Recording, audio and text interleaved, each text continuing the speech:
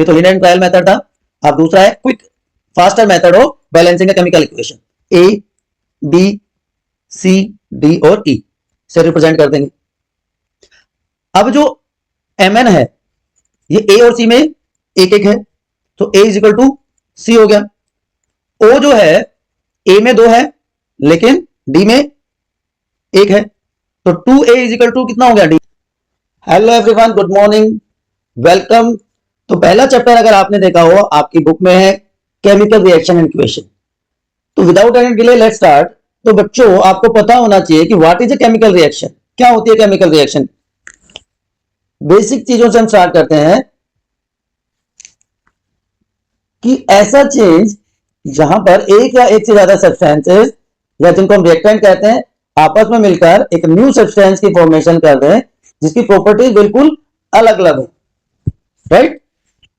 तो जो reacting substances होते हैं, जो स्टार्टिंग सब्सटेंसेस होते हैं उनको रिएक्टेंट कहते हैं और रिएक्टेंट लेफ्ट हैंड साइड में लिखे जाते हैं, और जो नया सब्सटेंस बनता है that is known as product जो कि राइट हैंड साइड में लिखा जाता है। अब कैसे पता चलता है कि कोई केमिकल रिएक्शन हुई है, तो 4 चेंजेस मेनली देखने को मिलते हैं। सबसे पहला होता है change in state. Change in state का मतलब है बच्चों कि मान लीजिए हमारे पास वाटर मॉलिक्यूल्स हैं, तो वाटर मॉलिक्यूल लिक्विड स्टेट में होता है जनरली। अगर उसको हम हीट कर देते हैं तो वो वाटर किस में चेंज हो जाता है, वेपर फॉर्म में, गैसेस फॉर्म में चेंज हो जाता है। लेकिन अगर उसी वाटर को हम कूल कर दें तो वो वाटर आइस में चेंज हो जाता है, सॉलिड फॉर्म में कन्वर्ट हो जाता है। तो स्टेट चेंज होगी ना, लिक्विड से या तो सॉलिड स्टेट में या गैसेस स्टेट में वो चेंज हो जाता है। तो पहला पैरामीटर क्या हो गया, change in state. Then second one is change in colour. Colour change हो सकता है। अब मान लीजिए कोई ऐसा सब्सटेंस है जैसे आयरन। आयरन में अगर हम आयरन की रिएक्शन होती है कॉपर सल्फेट के साथ जो कि ब्लू कलर का सब्सटेंस है, और जो नया सब्सटेंस बनता है दैट इज आयरन सल्फेट, और कॉपर अलग से प्रोड्यूस होता है सॉलिड फॉर्म में। तो आयरन सॉलिड था, एक्वस सॉल्यूशन कॉपर सल्फेट के साथ रिएक्ट करके आयरन सल्फेट की फॉर्मेशन कर देता है जो कि ग्रीन कलर का सब्सटेंस है। तो ब्लू से ग्रीन कलर के आयरन सल्फेट की फॉर्मेशन होगी, ठीक है ना। तो it is change in colour. Third one is evolution of gas. ये गैस रिलीज होती है ऐसी प्रोसेसेस में। कैसे समझ सकते हैं इसको हम, जिंक को अगर हाइड्रोजन H2SO4 के साथ सल्फ्यूरिक एसिड के साथ रिएक्ट करवाया जाता है तो इट फॉर्म जिंक सल्फेट, और इस रिएक्शन में हाइड्रोजन गैस रिलीज होती है। तो पहला change in state, second change in colour, third in evolution of gas, and fourth one बच्चों change in temperature. Change in temperature आप पहले एग्जांपल से भी समझ सकते हैं कि यहां पर रूम टेम्परेचर पे था, यहां पे 0 डिग्री सेल्सियस हो गया, यहां पे 100 डिग्री सेल्सियस हो गया, है ना। या दूसरा एक एग्जांपल आप ले सकते हैं कैल्शियम ऑक्साइड को। जब कैल्शियम ऑक्साइड याद रखिएगा आगे बहुत काम आने वाली रिएक्शन है, क्विकलाइम कहा जाता है। क्विकलाइम को जब वाटर के साथ रिएक्ट करते हैं तो कैल्शियम हाइड्रोक्साइड की फॉर्मेशन होती है एंड हीट इज प्रोड्यूस्ड, और ये क्या बन जाता है, स्लेक लाइम। ये बेसिक रिएक्शन है जो घरों में हम व्हाइट वॉश करते हैं, उसके लिए आगे जाके डिटेल में हम डिस्कस करेंगे इसको। तो फोर्थ स्टेप क्या था हमारा, चेंज इन टेम्परेचर। ये सारे चेंजेस आप यहां पे भी देख पा रहे हैं, गैस का इवोल्यूशन होता है, टेम्परेचर का चेंज होता है, या फिर कलर चेंज है, स्टेट के चेंज है, and lastly precipitate formation. Fifth change is formation of precipitate, जिसको शॉर्ट में हम पीपीटी लिख देते हैं। पोटेशियम आयोडाइड को लेड नाइट्रेट के साथ रिएक्ट करवाते हैं तो पोटेशियम नाइट्रेट की फॉर्मेशन होती है, और एक लेड आयोडाइड बनता है जो कि प्रेसिपिटेट के फॉर्म में नीचे इकट्ठा हो जाता है। प्रेसिपिटेट क्या होता है, प्रेसिपिटेट आप समझ सकते हैं कि इनसोल्यूबल सब्सटेंस है जो बॉटम में ग्रेजुअली इकट्ठा हो जाता है। तो 5 तरह के चेंजेस अगर होते हैं तो हम कह सकते हैं कि केमिकल रिएक्शन हुई है। तो केमिकल रिएक्शन को हम आइडेंटिफाई कर सकते हैं by any of the following observation, change in state, colour, gas, temperature या प्रेसिपिटेट फॉर्मेशन। ठीक है बच्चों, क्लियर टू एवरीवन? चले हम आगे। अब 2 तरह के चेंजेस नेचर में देखने को मिलते हैं, physical change and chemical change. 2 तरह के चेंजेस नेचर में देखने को मिलते हैं ना। एक मैं आपके लिए स्लाइड इंसर्ट कर देता हूं, फिजिकल एंड केमिकल चेंज। तो कैसे पता चलता है कि फिजिकल चेंज हुआ है या chemical change? Any idea to any one of you? कि अगर कोई सब्सटेंस अपनी फिजिकल स्टेट चेंज करता है, कि सॉलिड लिक्विड में चेंज हो जाए, लिक्विड गैस में चेंज हो जाए, लिक्विड सॉलिड में बदल जाए, सॉलिड सीधा गैस में कन्वर्ट हो जाए, तो इस तरह का जब चेंज होता है तो उसको हम क्या कहते हैं? Physical change. वाटर सॉलिड से वाटर गैस में कन्वर्ट हो जाए। नॉर्मली वाटर सॉलिड लिक्विड से या तो सॉलिड में चेंज होता है या गैस में चेंज होता है, जो भी हमने देखा था चेंज इन स्टेट में। तो जब फिजिकल स्टेट चेंज हो जाए without change in physical chemical composition, क्योंकि केमिकल नेचर में कोई चेंज ना आए, जो प्रॉपर्टीज है मैटर की वो एज इट इज रहे और कोई नया सब्सटेंस भी ना बने, तो ऐसे चेंज को हम क्या कह देते हैं? Physical change. लेकिन अगर एक सब्सटेंस दूसरे सब्सटेंस से रिएक्ट करके और अपनी केमिकल कंपोजिशन चेंज कर ले, मान लीजिए हमारे पास ये कार्बन एटम है, ये ऑक्सीजन मॉलिक्यूल के साथ रिएक्ट करता है। ऑक्सीजन इज O2, 2 ऑक्सीजन आपस, ऑक्सीजन का एक मॉलिक्यूल चेंज रिएक्ट करता है और इस रिएक्शन के बाद दोनों ऑक्सीजन के बीच में क्या आ जाता है? कार्बन एटम आ जाता है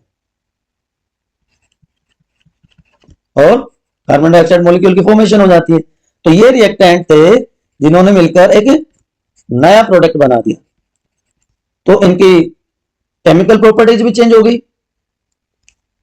तो केमिकल रिएक्शन जो है वो रिप्रेजेंट करती है केमिकल चेंजेस को, जो डिफरेंट एलिमेंट्स हैं और जो डिफरेंट कंपाउंड्स हैं उनमें जो केमिकल चेंजेस आते हैं उनको हम केमिकल रिएक्शन के फॉर्म में रिप्रेजेंट कर देते हैं, जो कि केमिकल चेंज के टाइम पर होते हैं।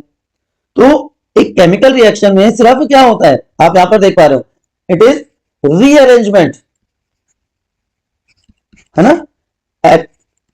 एटम्स का सिर्फ रीअरेंजमेंट होता है केमिकल रिएक्शन। तो केमिकल रिएक्शन को अब हम समराइज करें तो क्या होता है कि ऐसे सब्सटेंसेस जो रिएक्शन में पार्ट लेते हैं, जो लेफ्ट हैंड साइड में लेके जाते हैं, अमोनिया और HCl है यहां पर इस रिएक्शन में, वो कहलाते हैं रिएक्टेंट। और जो सब्सटेंस नया बनता है after completion of reaction, that is known as product, जैसे अमोनियम क्लोराइड की फॉर्मेशन हुई। सो ऐसी प्रोसेस जहां पे 2 या 2 से सब्सटेंसेस रिएक्ट करके नए सब्सटेंसेस की फॉर्मेशन करते हैं, जिसकी केमिकल प्रॉपर्टी भी सेम हो सकती है, नई प्रॉपर्टी जिसमें हो, वो कहलाते हैं बच्चों chemical change, sorry chemical reaction. ठीक है ना। तो इन केमिकल रिएक्शंस में फिजिकल चेंजेस होते हैं या केमिकल चेंजेस होते हैं। मेल्टिंग ऑफ आइस मैंने ऑलरेडी आपको बताया, rusting of iron, curd formation, बहुत इंटरेस्टिंग एग्जांपल है। तो ये कैसे पता चला कि भाई केमिकल रिएक्शन होती है? तो लवोजियर एक साइंटिस्ट थे, उन्होंने लॉ दिया था कंजर्वेशन ऑफ मास का। लॉ कंजर्वेशन ऑफ मास क्या कहता है कि मेटल को ना तो हम बना सकते हैं ना हम उसको डिस्ट्रॉय कर सकते हैं, किसी भी केमिकल रिएक्शन में उसको एक फॉर्म से दूसरी फॉर्म में कन्वर्ट कर सकते हैं। और मैंने अभी बताया कि केमिकल रिएक्शन क्या है, it is just rearrangement of atoms, it is rearrangement of atoms.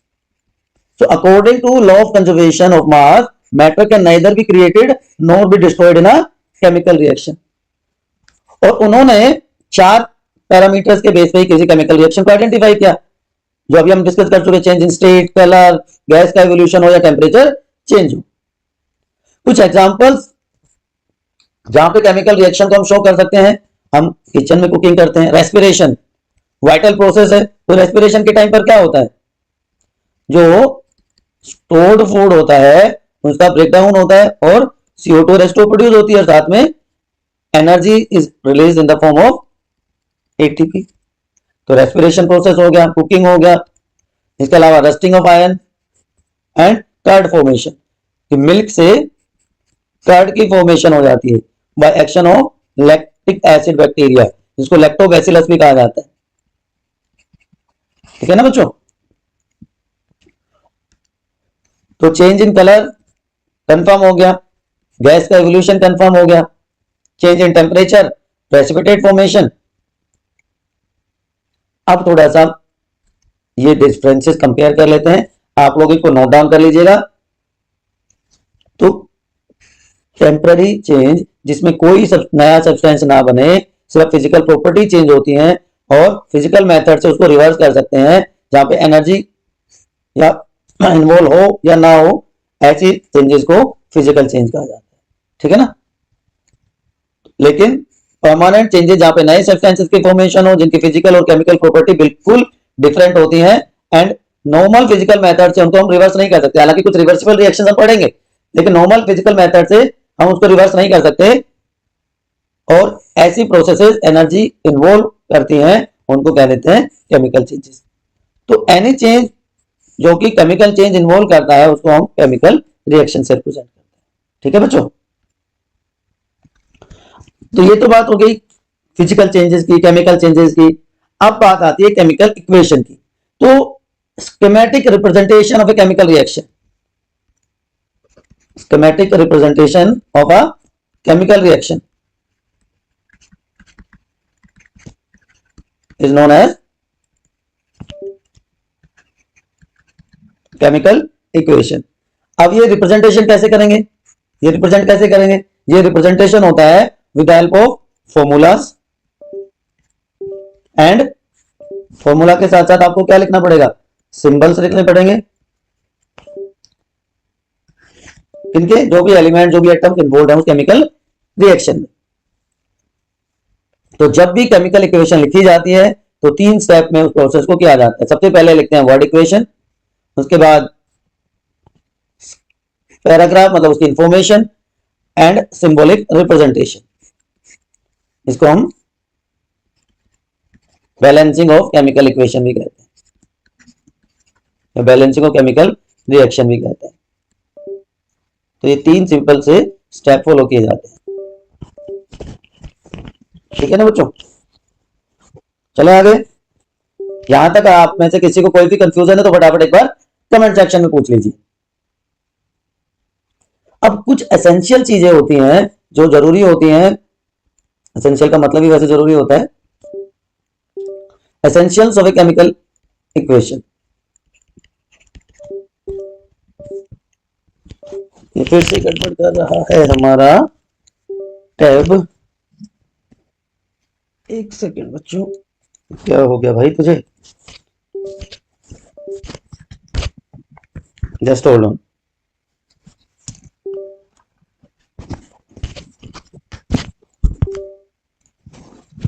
Yes, तो essential of a chemical equation.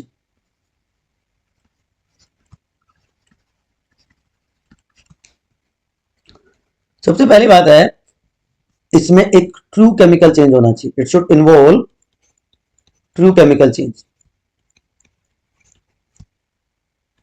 ऐसा नहीं है कि हमें इंफॉर्मेशन ना हो, हमें पता ना हो कि किस तरह का प्रोसेस इसमें हो रहा है। सेकेंडली, केमिकल इक्वेशन हमेशा बैलेंस होनी चाहिए। Number of reactant and product molecule should be equal. Third important बात जो होती है, मोलिकुलर होनी चाहिए। केमिकल इक्वेशन कैसी होगी? मोलिकुलर। तो जो एलिमेंटल सब्सटेंसेस हैं उनको एलिमेंटल फॉर्म में नहीं लिख सकते। Elemental substances should be in molecular form. कि हाइड्रोजन को हम H नहीं लिख सकते, हाइड्रोजन को हम लिखेंगे H2, ऑक्सीजन को हम लिखेंगे O2। तो मोलिकुलर फॉर्म में उनको लिखा जाता है। और एक केमिकल चेंज में, केमिकल इक्वेशन में चेंज इन टेम्परेचर भी इंपॉर्टेंट होता है, before and after the reaction. ठीक है।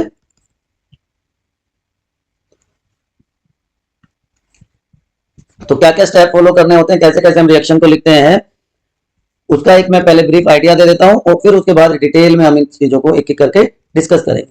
तो राइटिंग अ केमिकल इक्वेशन,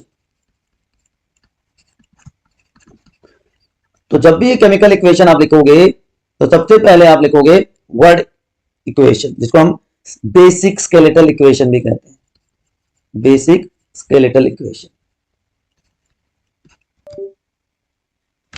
ठीक है, वर्ड इक्वेशन लिख दी, स्केलेटल इक्वेशन हमने लिख दी। उसके बाद सेकंड स्टेप में क्या लिखेंगे, proper chemical equation, then balance chemical equation. तो जो वर्ड इक्वेशन से हमने स्टार्ट किया था उसको फिर स्केलेटल इक्वेशन में कन्वर्ट करना, केमिकल इक्वेशन लिख देना और उसकी फिर बैलेंसिंग कर देना। ये 4 स्टेप नॉर्मली फॉलो किए जाते हैं। ठीक है, अब जब बैलेंसिंग करेंगे किसी इक्वेशन की तो उसमें भी कुछ चीजें ध्यान रखनी होती है। बैलेंसिंग जब हम करेंगे ना बच्चों, तो सबसे पहले क्या करेंगे, एक तो करेक्ट इक्वेशन लिख देंगे, correct skeletal equation. Correct skeletal equation से मतलब ये है कि सिर्फ एक मॉलिक्यूल का फॉर्मूला लिखा जाएगा, ईच रिएक्टेंट मॉलिक्यूल, हर रिएक्टेंट मॉलिक्यूल का एक फॉर्मूला लिखा जाएगा। सेकंड में क्या करेंगे, हम स्टार्ट करेंगे with atom having maximum number. ठीक है, थर्ड स्टेप में हम क्या करेंगे, अब सबसे पहले उस एटम को देखेंगे जो कि सिर्फ एक बार अपीयर हुआ, element that appear only once. आप चिंता ना करें, एग्जांपल की हेल्प से डिटेल में इसको डिस्कस करेंगे, एक एक बात को हम डिस्कस करेंगे, अपीयर ओनली वंस। ठीक है ना, उसके बाद उससे ज्यादा नंबर है उनको हम देखेंगे, और एलिमेंट्री सब्सटेंसेस को सबसे लास्ट में डिस्कस करेंगे। Elementary substances balanced at last. अगर ऐसी रिक्वायरमेंट हो कि जो कोफिशिएंट्स हो नंबर के वो हो तो उनको होल नंबर में कन्वर्ट किया जाएगा, लेकिन ध्यान ये रखना है फॉर्मूला चेंज नहीं कर सकते। फॉर्मूला किसी भी एलिमेंट का, किसी भी रिएक्टेंट का चेंज नहीं किया जा सकता, कोफिशिएंट की जगह होल नंबर यूज कर सकते हैं। ठीक है, अब इन्हीं बातों को एक एक करके हम डिटेल में डिस्कस करते हैं। तो देखिए, फर्स्ट थिंग फर्स्ट, मैंने क्या बताया आपको कि बैलेंस करना है हमें केमिकल इक्वेशन को, तो इसमें सेम नंबर होना चाहिए एटम्स के, हर एलिमेंट के एटम का on reactant side that is left hand side and right hand side that is product side. तो जो आपके एनसीईआरटी में पहली रिएक्शन दी हुई है उसको हम लेते हैं मैग्नीशियम ऑक्सीजन के साथ। देखिए, एलिमेंटल फॉर्म में नहीं है, मॉलिक्यूलर फॉर्म में हमने लिखा है फॉर्म मैग्नीशियम ऑक्साइड। ठीक है, तो स्टार्ट कहां से करना है, स्टार्ट करना है वर्ड इक्वेशन से। तो magnesium reacts with oxygen to form magnesium oxide। सारी की सारी जो एनसीईआरटी की एक्टिविटी है उसका एक अलग से वीडियो बनाऊंगा और एक एक एक्टिविटी को उसमें हम डिस्कस करेंगे एक बार चैप्टर खत्म होने के बाद। अब सेकंड स्टेप में क्या करेंगे, इनको सिंबॉलिक फॉर्म में लिख देंगे, जिससे क्या बन गई, वर्ड इक्वेशन से क्या बन गई, स्केलेटल इक्वेशन। अब जो रिएक्टेंट मॉलिक्यूल और प्रोडक्ट मॉलिक्यूल है उनको लेफ्ट और राइट हैंड साइड में लिखे, जितने भी एटम्स हैं उनके सिंबल्स लिख दिए हमने। अब देखिए, मैग्नीशियम दोनों साइड में एक है तो इसको छेड़ने की जरूरत नहीं है, लेकिन ऑक्सीजन यहाँ पे 2 है, यहाँ पर 1 है, तो लेफ्ट हैंड साइड में उसको 2 से मल्टीप्लाई कर देंगे, सॉरी राइट हैंड साइड में यहाँ पे कम है ना, तो 2 से मल्टीप्लाई कर देंगे तो क्या बन गया, 2 magnesium oxide, but it is unbalanced क्योंकि लेफ्ट हैंड साइड और राइट हैंड साइड अभी भी बराबर नहीं है। तो क्या करेंगे, फिर से एक बार चेक करेंगे। देखिए, यहां पर मैग्नीशियम 1 हो गया, लेकिन इधर मैग्नीशियम अब 2 हो गया है ना, यहाँ पे मैग्नीशियम 1 है, यहाँ पे 2 मैग्नीशियम हो गए। ऑक्सीजन बैलेंस होगी, दोनों साइड में 2 ऑक्सीजन होगी, तो क्या करना पड़ेगा, मैग्नीशियम को बैलेंस करेंगे। तो जहां पर 1 है उसको मल्टीप्लाई कर देंगे 2 से। अब राइट लेफ्ट हैंड साइड में भी और राइट हैंड साइड में भी दोनों साइड 2 मैग्नीशियम एटम हो गए, और ऑक्सीजन तो पहले से ही बैलेंस कर ली थी। अब इसको अगर हम लिखते हैं ना, तो 2 Mg plus O2 2 MgO magnesium oxide बन गया। तो this is now balanced chemical equation, balanced chemical equation. अब जो फिजिकल स्टेट्स है मैटर की वो भी लिख दी जाती है। मैग्नीशियम सॉलिड है, ऑक्सीजन गैस है, मैग्नीशियम ऑक्साइड सॉलिड फॉर्म में होता है, पाउडर फॉर्म में होता है। तो ये व्हाइट कलर का मैग्नीशियम होता है, ये ग्रे कलर का मैग्नीशियम ऑक्साइड बना देता है। तो स्टेट चेंज हुई, कलर चेंज देखने को मिला, नया प्रोडक्ट बना जिसकी फिजिकल प्रॉपर्टी बिल्कुल अलग होती है। इसलिए इस रिएक्शन को हम केमिकल रिएक्शन कह सकते हैं। ठीक है बच्चों, एक और एग्जांपल लेते हैं जो बिल्कुल एनसीईआरटी के एग्जांपल्स लेंगे हम सारे के सारे जो एनसीईआरटी में दिया हुआ है। सबसे पहले स्केलेटल इक्वेशन, तो हमारी इसकी वर्ड इक्वेशन क्या होगी? इसकी वर्ड इक्वेशन होगी बच्चों, iron combine with water to form iron oxide and hydrogen gas is produced. तो दिस इज वर्ड इक्वेशन। अब इस वर्ड इक्वेशन को हमने चेंज करना होता है किसमें? स्केलेटल इक्वेशन में। वर्ड इक्वेशन और स्केलेटल इक्वेशन सेम है कि डिफरेंट है? सेम होगी। अब इसकी हमने प्रॉपर इक्वेशन लिख दी, ion plus H2O ion oxide plus water. ये जो मेथड हम यूज कर रहे हैं इसको कहते हैं hit and trial method. Hit and trial method use किया जाता है। तो reactant on left hand side and product on right hand side. तो यहाँ पे आयन है, हाइड्रोजन है और ऑक्सीजन है और उनके कितने कितने एटम्स हैं वो हमने मेंशन कर दिए दोनों साइड। ठीक है, क्लियर टू एवरीवन? अब यहां पे आयन 1 है, यहां पे 3 है, तो यहां पे 3 से मल्टीप्लाई कर दिया। हाइड्रोजन दोनों तरफ 2 है तो बैलेंस्ड है। ऑक्सीजन यहां पर 1 है, यहां पर 4 है। तो पहले आयन को देखिए, तो 3 से 3 Fe plus H2O Fe3O4 plus H2O। अब यहां पे ऑक्सीजन 4 है, यहां पे ऑक्सीजन 1 है, तो इट इज अनबैलेंस्ड इक्वेशन। ठीक है ना, अनबैलेंस्ड इक्वेशन। तो अब फिर से क्या करेंगे, जो ऑक्सीजन है उसको बैलेंस कर देंगे। यहाँ पे ऑक्सीजन 4 है, यहाँ पे 1 थी तो 4 से मल्टीप्लाई कर देंगे। तो अब क्या बन जाएगा, 3Fe plus 4H2O Fe3O4 plus H2O। तो फिर से LHS और RHS को कंपेयर कर लेते हैं। तो यहाँ पे आयन 3, यहाँ पे भी आयन 3, हाइड्रोजन 8, हाइड्रोजन लेकिन यहाँ पे 2 है, ऑक्सीजन भी बैलेंस होगी। तो अब लास्ट में क्या बच गया हमारा, सिर्फ हमें हाइड्रोजन को बैलेंस करना है। तो हाइड्रोजन बैलेंस कैसे हो जाएगी, यहाँ पे 8 है, यहाँ पे 2 है, तो राइट हैंड साइड को 4 से मल्टीप्लाई करना पड़ेगा। करके देखते हैं। तो राइट हैंड साइड को 4 से हमने कर दिया मल्टीप्लाई, तो अब क्या रिएक्शन बनके आ रही है हमारी, 3Fe plus 4H2O Fe3O4 plus 4H2 sorry. तो अब फिर से LHS और RHS Fe balanced, hydrogen balanced, oxygen balanced. So this is balanced chemical equation. Clear to everyone? अपने लिए ताली बजा दो, आपने एक केमिकल इक्वेशन बैलेंस करनी सीख ली है। ठीक है ना? चलिए, अब मैंने बताया ना, और प्रिसाइज बनाने के लिए केमिकल इक्वेशन को और इंफॉर्मेटिव बनाने के लिए कुछ सिंबल्स भी यूज किए जाते हैं। जैसे फिजिकल स्टेट्स, सॉलिड के लिए S, लिक्विड को L से रिप्रेजेंट करते हैं, गैस को G लिख देते हैं, upward arrow. Water soluble solution है तो एक्वस एंड प्रेसिपिटेट को डाउनवर्ड एरो या PPT से लिख देते हैं। स्पेशल कंडीशंस अगर मेंशन्ड है, मान लीजिए किसी रिएक्शन में A प्लस बी से C की फॉर्मेशन हो रही है और इसको हीट करना पड़ता है, या वाटर लिक्विड से वाटर गैस में कन्वर्ट हो रहा है, तो इसके लिए हीट देनी पड़ेगी। तो जो स्पेशल कंडीशन है ना, ये एरो के ऊपर या नीचे लिखे जाती है। Reaction conditions like temperature, pressure, catalyst, heat, उसको अबव और बिलो द एरो, हीट को ट्रायंगल से रिप्रेजेंट किया जाता है। अब ये देखिए, स्टेट्स मेंशन कर दी हमने, सॉलिड, लिक्विड या गैस। स्पेशल कंडीशन प्रेशर की हमने मेंशन कर दी, या फोटोसिंथेसिस रिएक्शन में हम देखते हैं सनलाइट और क्लोरोफिल की जरूरत होती है, वो हमने एरो के ऊपर या नीचे रिप्रेजेंट कर दी। तो यहां तक समझ में आ गई चीजें बच्चों मेरे? बात समझ में आई कि नहीं आई? बोलो बोलो बोलो, जल्दी से बोलो,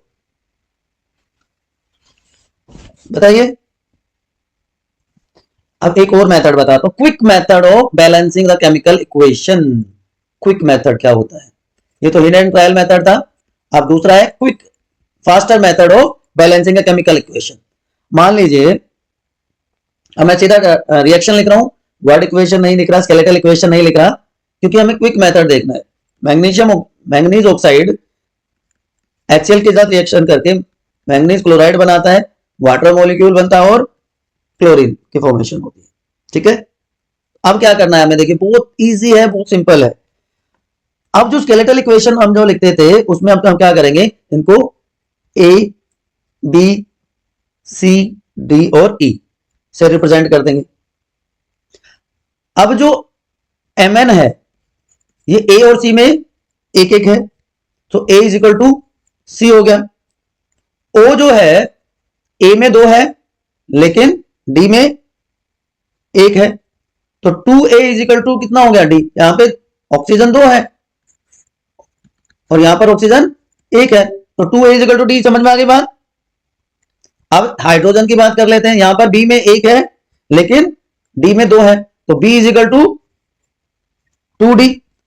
and lastly carbon, sorry chlorine, chlorine यहां पर B में 1 है लेकिन E में 5 है, सॉरी 2 है, B में 2 है, तो B में 1, C में 2 और E में 2, तो B is equal to 2C plus 2E। ये हमारे ऑब्जर्वेशन में आ गया। अब मान लेते हैं A is equal to 1, suppose A is equal to 1, तो अब क्या कर देंगे, A 1 है तो C भी 1, अब 2 इंटू 1 इज इक्वल टू 1, तो ये भी क्या हो गया, D इज इक्वल टू 2 हो गया। अब B is equal to 2D है, B इज इक्वल टू क्या हो गया, 2 इंटू 4 8 हो गया, एंड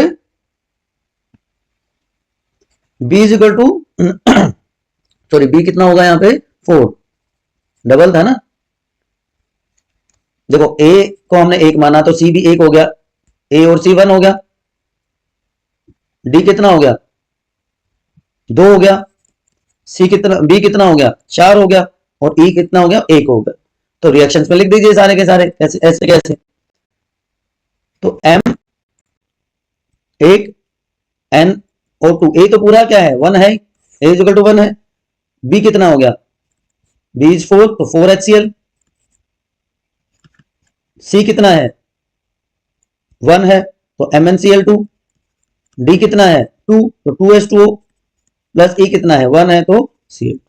तो ये आपकी केमिकल इक्वेशन बैलेंस होगी कि नहीं होगी, चलिए बताइए फटाफट, होगी ना। तो चलिए अब आपको एक छोटा सा काम देते हैं बच्चों मेरे, आपको 2 रिएक्शंस में देता हूं, Al2O3 plus NaOH forms sodium aluminium oxide plus water. इसको दोनों मेथड से करके देखिए, हिट एंड ट्रायल से भी एंड क्विक मेथड से भी। And second reaction is C2H5OH ethanol reacts with oxygen to form CO2 plus H2O। इसको भी इन दोनों मेथड से सोल्व करके कमेंट सेक्शन में फटाफट मुझे बताइए, ठीक है ना। उसके बाद हम डिस्कस करेंगे बच्चों टाइप्स ऑफ केमिकल रिएक्शंस, इसके बाद हम ये बात करने वाले हैं, ठीक है। जनरली आपने देखा है combination, decomposition, displacement, double displacement and oxidation and reduction reactions आप पढ़ते हैं, लेकिन आज हम पहले बात करेंगे type of chemical reaction based on physical state of reactant and molecule. देखो अगर मैं फिजिकल स्टेट की बात करूं तो there are 3 states of matter, solid, liquid and gas, है ना, यही 3 स्टेट होती है। उसके अलावा आप कहेंगे सर प्लाज्मा और वो सभी तो है, बेसिकली 3 स्टेट्स होती है मैटर की। इसके बेसिस पे बेटा 2 टाइप की रिएक्शंस होती हैं, homogeneous and heterogeneous. Homogeneous reactions and heterogeneous reactions, आप नाम से समझ पा रहे हैं, होमो मीन सेम। तो अगर सारे के सारे रिएक्टेंट मॉलिक्यूल्स और प्रोडक्ट की जो फिजिकल स्टेट है सेम हो तो ऐसी रिएक्शन क्या कहलाएंगी, homogeneous reactions. Physical state of all reactant and products same.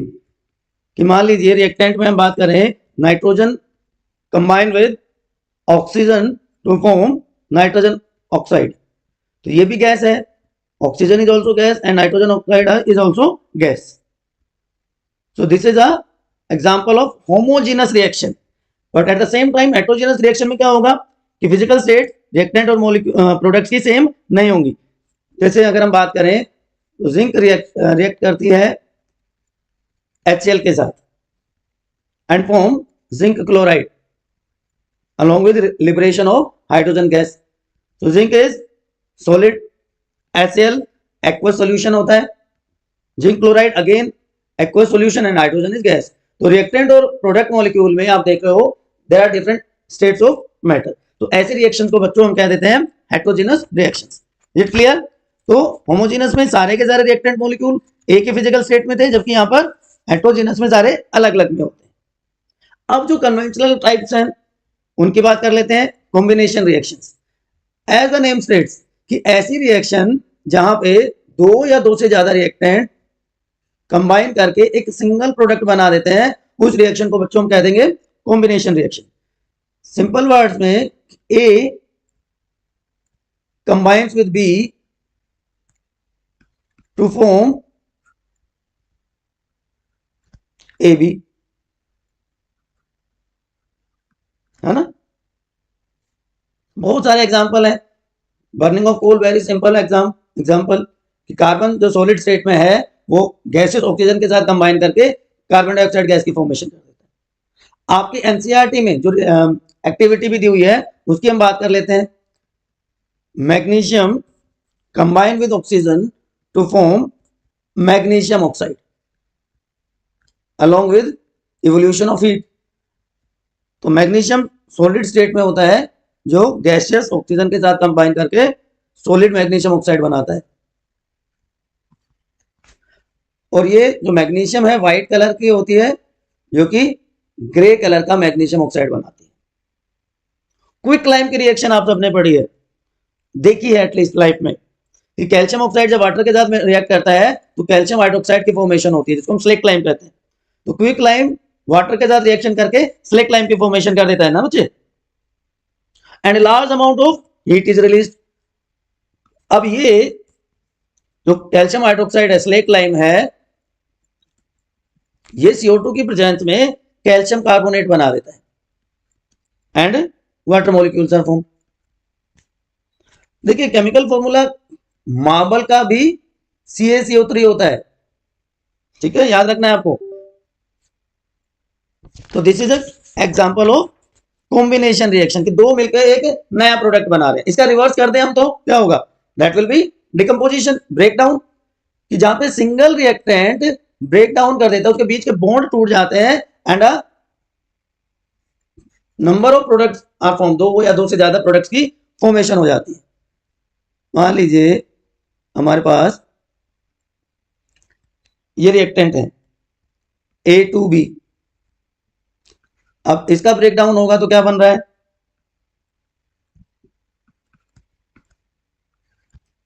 क्या बना, A2 अलग हो गया और B2 अलग प्रोडक्ट बन गया। अब ये जो डिकम्पोजिशन रिएक्शन होती है अलग अलग कंडीशन के बेसिस पे बच्चों अलग अलग होती है। पहले मैं एक जनरल एग्जांपल देता हूं, उसके बाद स्पेसिफिक एग्जांपल दूंगा। अभी हमने देखा था कैल्शियम कार्बोनेट बना था, कैल्शियम कार्बोनेट जिसको हम लाइमस्टोन भी कहते हैं। कैल्शियम कार्बोनेट और लाइमस्टोन का डिसोसिएशन जब होगा तो कैल्शियम ऑक्साइड बनेगा एंड कार्बन डाइऑक्साइड गैस। ये क्या बन गया फिर से, क्विक लाइम, ठीक। अब तीन टाइप की डिकम्पोजिशन रिएक्शन होती है कंडीशन के बेसिस पर अगर मैं आपको बताऊं तो सबसे पहले बात करते हैं थर्मल डिकम्पोजिशन की। थर्मल का मतलब टेम्परेचर का रोल हो गया इसमें। तो ऐसी डिकम्पोजिशन रिएक्शन जो हीटिंग के थ्रू होती है वो क्या कहलाएगी, थर्मल डिकम्पोजिशन। कैल्शियम कार्बोनेट जो लाइमस्टोन है उसका ब्रेकडाउन क्विक लाइम में और कार्बन डाइऑक्साइड में, यहां पे हीट इन्वॉल्व है। लेड नाइट्रेट को भी जब हीट करते हैं तो लेड ऑक्साइड बना देता है एंड साथ में नाइट्रोजन डाइऑक्साइड और ऑक्सीजन गैस प्रोड्यूस होती है बच्चों। और अगर स्पेसिफिक एग्जांपल देखना है तो iron sulphate on heating produces ferric oxide and sulphur di and sulphur trioxide. अब यहाँ पे एक इंपॉर्टेंट चीज आपको बताता हूँ, जो ये फेरस सल्फेट है ना जो, इसमें 7 वाटर मॉलिक्यूल होते हैं, तो इसका फॉर्मूला जब लिखा जाता है तो इस तरह से लिखते हैं, ठीक है। तो ये जो वाटर मॉलिक्यूल है they are known as water of crystallisation. आपके एनसीईआरटी में बहुत क्लियरली दिया हुआ है, इसलिए मैंने मेंशन किया है, it is known as water of crystallisation, ठीक है। और जब इसको हीट किया तो 2 गैसेस प्रोड्यूस हुई, sulphur dioxide and sulphur trioxide. तो ये जो सल्फर गैसेस हैं ये बर्निंग सल्फर की स्मेल देती हैं और इसलिए इनको क्या कहते हैं, वाफ्टलिंग गैस, वाफ्टलिंग गैस इनको कहा जाता है। तो ये पहला टाइप हो गया थर्मल डिकम्पोजिशन, जहां पे हीट का इंपॉर्टेंट रोल होता है। सेकेंड टाइप इज, ये उसी रिएक्शन को हमने एक्सपेरिमेंटली देखा है कि कैल्शियम कार्बोनेट से कैल्शियम ऑक्साइड और कार्बन डाइऑक्साइड गैस की फॉर्मेशन होगी। फोटोलाइटिक डिपोजिशन, फोटो का मतलब लाइट, फोटोसिंथेसिस, तो फोटो का मतलब लाइट, लाइटिक का मतलब ब्रेकडाउन। तो डिकम्पोजिशन लाइट, सनलाइट की प्रेजेंस में जब होता है तो उसको कहते हैं फोटोलाइटिक डिकम्पोजिशन बेटा। सिल्वर क्लोराइड, सिल्वर ब्रोमाइड, अगर इनको हम सनलाइट में रख दें तो इनका ब्रेकडाउन हो जाता है, सिल्वर और क्लोरीन या ब्रोमीन गैस प्रोड्यूस होती है ना। और ये रिएक्शन यूज की जाती है ब्लैक एंड व्हाइट फोटोग्राफी में, यूज्ड इन, ये वाली रिएक्शन यूज होती है black and white photography. Clear? ये देखिए नेट रिएक्शन में होता क्या है, एक और इंपॉर्टेंट रिएक्शन मैंने आपको लिए दिखाई, हाइड्रोजन परऑक्साइड का भी ब्रेकडाउन हो जाता है। पहले एक अलग से हाइड्रोजन परऑक्साइड वाली रिएक्शन मैं आपको दिखा देता हूं, then will talk about this reaction. H2O2 hydrogen peroxide जो लिक्विड स्टेट में होता है, उसको अगर हम सनलाइट में रख दें तो it produces water and oxygen, ठीक है ना। तो जो एनर्जी है सनलाइट की, सनलाइट की एनर्जी होती है फोटोन के फॉर्म में, तो उस फोटोन की एनर्जी को यूटिलाइज किया जाता है to break the bond of reactant molecules और उससे प्रोडक्ट की फॉर्मेशन हो जाती है। अब यहाँ पे जो आयन है उसको हमने लाइट की प्रेजेंस में रखा तो फेरस से फेरिक की फॉर्मेशन होगी, और इसको जब हाइड्रोजन पेरोक्साइड के साथ रिएक्शन करवाई तो हाइड्रोजन आयन की जगह हाइड्रोक्साइड आयन प्रोड्यूस हुए, क्योंकि यहाँ पे वाटर नहीं है, ध्यान रखना, दिस इज हाइड्रोजन पेरोक्साइड, तो 2 हाइड्रोक्साइड आयंस की फॉर्मेशन, ठीक। चलिए, तो ये हो गया photolytic decomposition. Next one is electrolytic decomposition. Electric current, electricity की प्रेजेंस में जब डिकम्पोजिशन परफॉर्म हो ना तो उसको हम कह देंगे इलेक्ट्रोलाइटिक डिकम्पोजिशन। वाटर का इलेक्ट्रोलाइसिस बहुत कॉमन एग्जांपल है इस पूरी प्रोसेस का, हाइड्रोजन और ऑक्सीजन गैसेस प्रोड्यूस होती है, ठीक है ना। तो यहाँ पे इसको एक्सपेरिमेंटली शो किया गया आपके एनसीईआरटी बुक में, और एक इंपॉर्टेंट क्वेश्चन इसके साथ अटैच किया गया है। देखिए यहाँ पे आपको 2 इलेक्ट्रोड दिखाई दे रही है, वन इज कैथोड, कैथोड हमेशा याद रखना है नेगेटिवली चार्ज होता है, and anode is positively charge. Confuse नहीं होना है, आपको बड़ा कंफ्यूजन होता है बच्चों को कैथोड और एनोड को लेके। इसी तरह जो नॉन मेटल आयंस होते हैं they are negatively charge and metal ions are positively charge. तो 2 चीजें देखो हमारे पास, cathode negative, anode positive, metal positive, non metal negative. तो हमें पता है अपोजिट चार्जेस एक दूसरे को अट्रैक्ट करते हैं, तो नॉन मेटल किसकी तरफ जाएगा, एनोड की तरफ, मेटल पॉजिटिव है तो किसकी तरफ जाएगा, कैथोड की तरफ। Is it okay to everyone, याद रहेगा। चलिए, तो ये जो एक्सपेरिमेंटल सेटअप है जो एनसीईआरटी बुक में दिया गया है उसकी हम बात कर लेते हैं। इस तरह का सेटअप होता है कि एक प्लास्टिक मग में ड्रिल करके 2 होल कर लिए और उसमें रबर स्टॉपर्स लगा दिए, कार्बन इलेक्ट्रोड इन दोनों के दोनों होल्स में इंसर्ट कर दी और उसको 6 वोल्ट बैटरी से कनेक्ट कर दिया गया। मग में पानी भर दिया जिससे कि इलेक्ट्रोड इसमें डूब जाए, और डाइल्यूट सल्फ्यूरिक एसिड की कुछ ड्रॉप्स इस वाटर में ऐड कर दी गई। अब 2 टेस्ट ट्यूब ली, ये दोनों टेस्ट ट्यूब ली गई जिनमें वाटर भरा, उनको उल्टा कर दिया कार्बन इलेक्ट्रोड के ऊपर। इस सेटअप करने के बाद, ये सारा सेटअप करने के बाद इसमें से करंट या बैटरी में से करंट फ्लो करना शुरू कर दिया और थोड़ी देर तक इस सेटअप को छोड़ दिया। कोई डिस्टर्ब नहीं किया। कुछ देर के बाद आप देखोगे कि दोनों इलेक्ट्रोड्स पे बबल्स की फॉर्मेशन हो जाती है जो वाटर को डिस्प्लेस कर देते हैं टेस्ट ट्यूब में से। और एक और ऑब्जर्वेशन वहां पे मिलता है कि जो हाइड्रोजन है कैथोड पे, हाइड्रोजन कैथोड पे जो है और ऑक्सीजन एनोड पे है, तो ऑक्सीजन का अमाउंट जो है डबल है हाइड्रोजन के टर्म्स में या कंपैरिजन में। क्यों हुआ ऐसा? देखिए, वाटर का जब ब्रेक डाउन होगा तो क्या मिलेगा? H+O2। तो जो O2 है वाटर के फॉर्मूला में ही जब ब्रेक डाउन हुआ तो ऑक्सीजन का अमाउंट ज्यादा है, इसलिए जो ऑक्सीजन कलेक्ट होती है एनोड पे, क्योंकि ऑक्सीजन पे क्या है? नेगेटिव चार्ज है। एनोड पे क्या है? अभी बताया था मैंने, एनोड पे क्या है? Positive charge. तो नेगेटिव चार्ज जो ऑक्सीजन है वो पॉजिटिव चार्ज एनोड की तरफ जाएगी। तो oxygen at anode and hydrogen ion at cathode. तो जो अमाउंट है ऑक्सीजन का एनोड पे वो डबल है as compare to amount of hydrogen at anode. Is it clear to everyone? आप कोई कंफ्यूजन नहीं है? तो जो वॉल्यूम है 2:1 होता है बाय वॉल्यूम। तो these are 3 types of displacement reactions. अब बात कर लेते हैं बच्चों, सॉरी डिकम्पोजिशन रिएक्शन। अब बात कर लेते हैं डिस्प्लेसमेंट रिएक्शन की। डिस्प्लेसमेंट का सिंपल वर्ड्स में अगर मैं बताऊं मीनिंग, तो जब कोई एक एलिमेंट दूसरे एलिमेंट को उसकी जगह से हटा दे तो वो क्या कहलाएगा? डिस्प्लेसमेंट। तो जब एक ज्यादा रिएक्टिव एलिमेंट अपने से कम रिएक्टिव एलिमेंट को इसके कंपाउंड से हटा देता है तो हो जाती है डिस्प्लेसमेंट रिएक्शन। आयरन और कॉपर सल्फेट की रिएक्शन में आयरन जो है इसको बेचारे को, कॉपर को भगा देता है इसकी जगह से और आयरन सल्फेट बना देता है या जिंक सल्फेट बन जाता है। ऐसे ही लेड क्लोराइड की फॉर्मेशन हो जाती है। क्यों हुआ ऐसा? तो बच्चों इसके लिए हमें रिएक्टिविटी सीरीज का पता होना चाहिए। ये एक इंपॉर्टेंट कंसेप्ट है रिएक्टिविटी सीरीज का।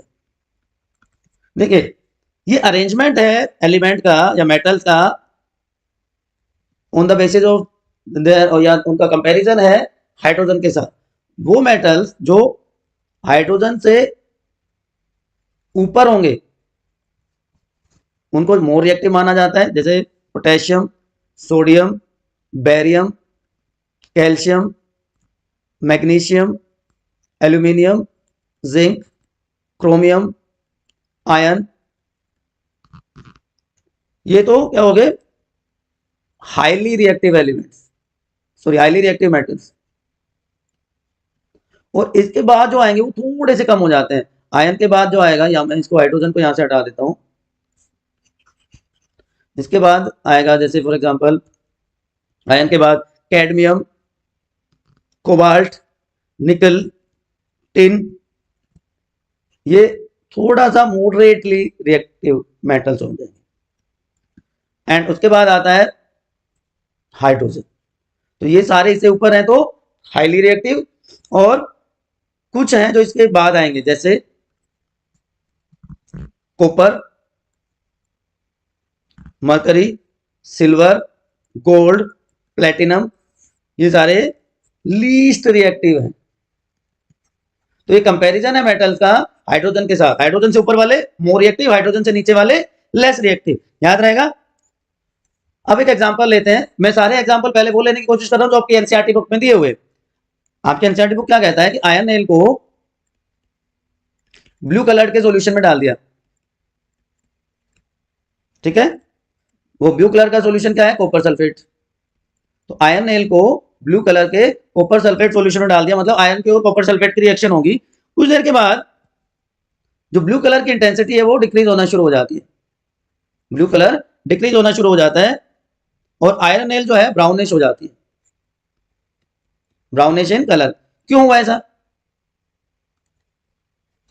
क्योंकि जब आयरन और कॉपर सल्फेट की मैंने स्टार्टिंग में रिएक्शन दिखाई थी ना आपको, तो ये आयरन जो है कॉपर को डिस्प्लेस कर देता है। क्योंकि आयरन की बात करें तो आयरन और ये कॉपर लीस्ट रिएक्टिव में आता है, तो ये इसको डिस्प्लेस कर देता है इसकी जगह से और आयरन सल्फेट बना देता है। तो iron has displaced less reactive copper from copper sulphate solution. तो इस तरह की जो रिएक्शंस हैं उनको बच्चों हम कह देते हैं डिस्प्लेसमेंट रिएक्शन। ठीक है, याद रहेगा? और रिएक्शन अगर आपको देखनी हो तो एक रिएक्शन और आपको बताता हूं। जब सिल्वर की रिफाइनिंग करते हैं, सिल्वर की रिफाइनिंग होती है तो सिल्वर नाइट्रेट सॉल्यूशन से भी इसको ऐसे ऑब्टेन किया जाता है। सिल्वर नाइट्रेट क्या होता है? AgNO3, और इसको कॉपर के साथ रिएक्शन होती है इसकी, कॉपर मेटल की, तो ये कॉपर नाइट्रेट बन जाएगा एंड हमें सिल्वर मिल जाएगी। अब आपको जो मैंने समझाया था बैलेंसिंग ऑफ केमिकल इक्वेशन, इसके बेस पे चलिए एक बार इसको बैलेंस करके बताइए इस रिएक्शन को। फटाफट कमेंट सेक्शन में आ जाइए बच्चों और मुझे इसको बैलेंस करके बताइए। तब तक मैं एक और रिएक्शन आपको एक्सप्लेन करता हूं आयन की वाटर मॉलिक्यूल के साथ। ये भी डिस्प्लेसमेंट रिएक्शन है, आयन ऑक्साइड बन जाता है और हाइड्रोजन गैस प्रोड्यूस होती है। अब इनको बैलेंस करके बताइए। आप क्विक मेथड यूज कर सकते हैं या hit and trial method use कर सकते हैं, चॉइस इज योर्स। मैं फिजिकल स्टेट तब तक लिख देता हूं। कॉपर सॉलिड होता है, कॉपर नाइट्रेट भी एक्वा सॉल्यूशन हमें मिलेगा और सिल्वर तो सॉलिड है ही है। होप आप लोगों ने अभी तक कर लिया होगा, तो अब मैं इसकी बैलेंसिंग करके लिख रहा हूं। Likewise ion is solid, water steam form में होता है तो इसलिए गैस लिखा है मैंने। Ion oxide solid and hydrogen again gas. इसको भी बैलेंस करना था आपको, आप अपना मैच कर लीजिएगा आंसर। ये हो गया। तो ये तो हो गया सिंपल वे। अब एक और होता है डबल डिस्प्लेसमेंट रिएक्शन, तो काम हो जाएगा दुगना, काम बढ़ गया आपका। डबल डिस्प्लेसमेंट में क्या होगा कि भैया आपके पास एक तो ये था और एक आपके पास ये था, ठीक है ना। तो अब होगा क्या, ये सॉरी ये वाला जो है एक तो कंबाइन हो गया इसके साथ, और दूसरे वाला जो ये था ये कंबाइन हो गया इसके साथ। दोनों ने अपना अपना नया पेयर बना लिया ना, नया कॉम्बिनेशन हो गया। तो इसने इसको डिस्प्लेस कर दिया और ये इसके साथ आ गया। तो ऐसी रिएक्शन जहां पे दो कंपाउंड रिएक्ट करके अपने आयन का एक्सचेंज कर लेते हैं और दो नए कंपाउंड बनाए, क्या कहा मैंने? Reaction in which two different ions और group of atoms react and displace, it is known as double displacement reaction. Sodium sulphate था, उसको जब बैरियम क्लोराइड के साथ रिएक्शन होती है तो बैरियम सल्फेट बनता है और सोडियम क्लोराइड की फॉर्मेशन हो जाती है। तो क्या हुआ देखो, इसमें सोडियम जो था वो कंबाइन हो गया क्लोराइड के साथ और बच गए कौन? दोनों, ये दोनों। तो बैरियम सल्फेट बन गया और सोडियम क्लोराइड की फॉर्मेशन हो गई, है ना। तो बैरियम सल्फेट के व्हाइट प्रेसिपिटेट्स बनते हैं बच्चों। तो ये एग्जांपल है प्रेसिपिटेशन रिएक्शन का भी, क्योंकि डिस्प्लेसमेंट रिएक्शन में इवोल्यूशन ऑफ गैस होता है, वो एक टाइप है, प्रेसिपिटेशन रिएक्शन है वो एक टाइप होता है, ठीक।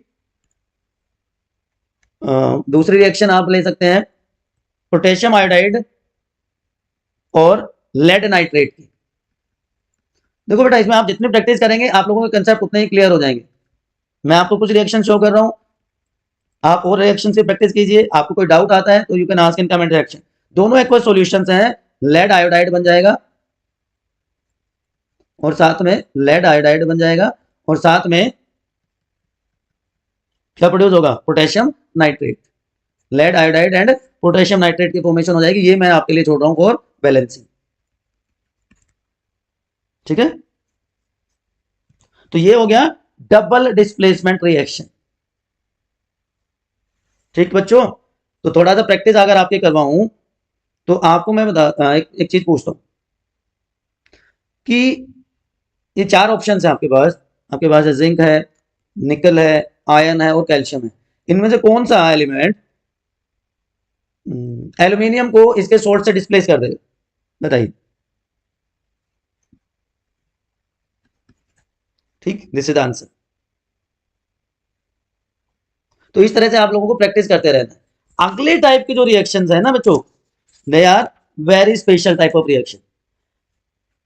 अब कुछ बुक्स में आपको मिलेगा डिस्प्लेसमेंट में evolution of gas and precipitation reaction, इसकी टाइप्स में। तो मैं ऑलरेडी आपको बता चुका हूं, प्रेसिपिटेट बन रहा है यहां पर, ठीक है। तो this is precipitation reaction involving decomposition reaction. Now redox reaction या ऑक्सीडेशन रिडक्शन रिएक्शन, थोड़ा सा आपको इस पे ध्यान देने की जरूरत है, थोड़ा सा कंफ्यूज होते हैं बच्चे इसमें, पता नहीं क्यों होते हैं, मुझे तो आज तक पता नहीं चला। देखो दो चीजें ध्यान में रखना, एक होता है ऑक्सीडेशन और दूसरा वर्ड होता है रिडक्शन। बात समझ में आ गई? एक वर्ड है ऑक्सीडेशन और दूसरा है reduction. Addition of oxygen, oxygen का जुड़ना या हाइड्रोजन का हटना, वो क्या होता है? ऑक्सीडेशन। किसी सब्सटेंस में ऑक्सीजन जुड़ गई या हाइड्रोजन वहां से हट गई, वो हो गया ऑक्सीडेशन। उल्टा कर दो, ऑक्सीजन को हटा दो और हाइड्रोजन को ऐड कर दो, तो वो क्या हो जाएगा? रिडक्शन। ऑक्सीडेशन रिडक्शन समझ आया? पक्का?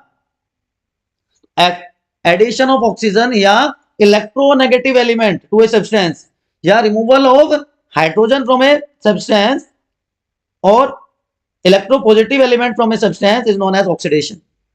और उसका अपोजिट कर देंगे तो रिडक्शन हो जाएगा। तो कॉपर था, ऑक्सीजन के साथ जब रिएक्ट करता है तो देखिए कॉपर में क्या ऐड हो गया? ऑक्सीजन ऐड हो गई, तो इसका हो गया ऑक्सीडेशन। कॉपर ऑक्साइड था, उससे क्या बन गया? कॉपर, इसमें से ऑक्सीजन रिमूव हो गई, तो इसका क्या हो गया? रिडक्शन। तो ऑक्सीडेशन में एडिशन करना है, रिडक्शन में ऑक्सीजन को हटा देना है, हाइड्रोजन को ऐड कर देना है। अब बच्चे कंफ्यूज क्यों होते हैं? फिर भी बच्चे क्यों कंफ्यूज होते हैं बता दूं?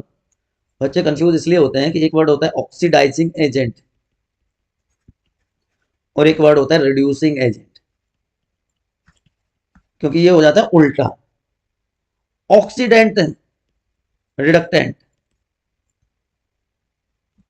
ऑक्सीजन क्या था? Addition of oxygen. तो वो सब्सटेंस जो ऑक्सीजन को ऐड करेगा, हाइड्रोजन को रिमूव करेगा, that is known as oxidising agent. Oxygen add करने वाला, हाइड्रोजन को रिमूव करने वाला सब्सटेंस क्या कहलाएगा? Oxidising agent. तो ऑक्सीडाइजिंग एजेंट का होता है reduction. Oxidising agent gets reduced. और रिड्यूसिंग एजेंट क्या होगा? रिडक्टेंट क्या होगा? कि जो सब्सटेंस ऑक्सीजन को रिमूव करे, हाइड्रोजन को ऐड करे from other substance is known as reducing agent. तो रिड्यूसिंग एजेंट का क्या होगा? ऑक्सीडेशन होगा किसी भी रिएक्शन। ठीक है? कॉपर ऑक्साइड का आप एग्जांपल ले लें। कॉपर ऑक्साइड की रिएक्शन है, यहां से ऑक्सीजन का रिमूवल हुआ, रिडक्शन हो गया, यहां से हाइड्रोजन के साथ ऑक्सीजन का एडिशन हो गया, तो ये ऑक्सीडेशन हो गया। Iron oxide, ferric oxide. ठीक, अब देखिए आप वाला जो कंफ्यूजन है वो कैसे दूर होगा। एक नया एग्जांपल लेते हैं, हाइड्रोजन सल्फाइड और ऑक्सीजन की रिएक्शन लेते हैं, तो क्या बनेगा इससे? Water molecule plus sulphur. मैं बैलेंसिंग पे ध्यान नहीं दे रहा हूं अभी आपको सिर्फ ये देखना क्या ऐड हुआ क्या रिमूव हुआ। तो H2S से क्या बन गया? S, यहां से हाइड्रोजन रिमूव हो गया। Removal of hydrogen is known as oxidation. ठीक है? तो जिसका ऑक्सीडेशन होता है वो क्या कहलाता है? Reducing agent. जिसका ऑक्सीडेशन होगा वो रिड्यूसिंग एजेंट। और यहां पे क्या हुआ? O2 और H2O। तो इसका क्या हो गया? एक ऑक्सीजन हो गई कम, रिडक्शन हो गया। तो oxidising agent undergoes reduction. Oxidising agent का क्या होता है? रिडक्शन होता है। याद रहेगा? थोड़ा और समझा देता हूं। C+CuO, तो क्या बन गया? Carbon monoxide plus copper. तो यहां पे देखो क्या हो रहा है, कार्बन के साथ ऑक्सीजन ऐड हो रही है, तो क्या हो गया? ऑक्सीडेशन। और यहां से ऑक्सीजन रिमूव हो गई, तो क्या हो गया? रिडक्शन। जिसका रिडक्शन होता है उसको क्या कहते हैं? Oxidising agent. और जिसका ऑक्सीडेशन होता है उसको क्या कहते हैं? Reducing agent. तो कार्बन यहाँ पे रिड्यूसिंग एजेंट है और कॉपर ऑक्साइड ऑक्सीडाइजिंग एजेंट है। समझ में आ गई बात? इसका hope so, hope so. Precipitation, वही बैरियम सल्फेट वाली रिएक्शन है, मैंने ऑलरेडी आपको बता दी है कि वाटर इंसोल्यूबल सब्सटेंसेस की फॉर्मेशन होती है जो नीचे जाके इकट्ठा हो जाते हैं, प्रेसिपिटेट कहलाते हैं। तो प्रेसिपिटेट को या तो डाउनवर्ड एरो से शो करेंगे या लिख देंगे पीपीटी। यहाँ पे व्हाइट कलर का प्रेसिपिटेट बनता है बेरियम सल्फेट का। अब कुछ और टाइप की रिएक्शंस भी होती हैं, वो कौन सी होती हैं? ऐसी रिएक्शन जहां पे या तो हीट का इवोल्यूशन हो या हीट का एब्जॉर्प्शन हो, वो क्या रिएक्शंस होती हैं? उनको कहते हैं एक्सोथर्मिक और एंडोथर्मिक रिएक्शंस। हमने स्टार्ट कहां से किया था? हमने स्टार्ट किया था based on physical state of reactant and molecule, homogeneous and heterogeneous reactions. उसके बाद जो आपके एनसीईआरटी में थी वो सारी आपको बता दी मैंने। उसके बाद अब ये है उसी में कंटिन्यूएशन में एक्सोथर्मिक एंड एंडोथर्मिक रिएक्शन बच्चों। एक्सो मींस आउटसाइड, एक्सो मींस आउटसाइड, थर्मल का मतलब टेम्परेचर या हीट आप कह सकते हो। तो ऐसी रिएक्शन जहां पे हीट निकलती हो वो क्या कहलाएगी? Exothermic reaction. ठीक, जहां पे हीट इवोल्व होती है वो एक्सोथर्मिक रिएक्शन हो जाएगी। मीथेन, जिसको हम नेचुरल गैस भी कहते हैं, ऑक्सीजन के साथ कंबाइन करके कार्बन डाइऑक्साइड प्रोड्यूस करती है, वाटर मॉलिक्यूल प्रोड्यूस होता है जो कि स्टीम फॉर्म में है, वेपर फॉर्म में है, एंड एनर्जी इज प्रोड्यूस्ड।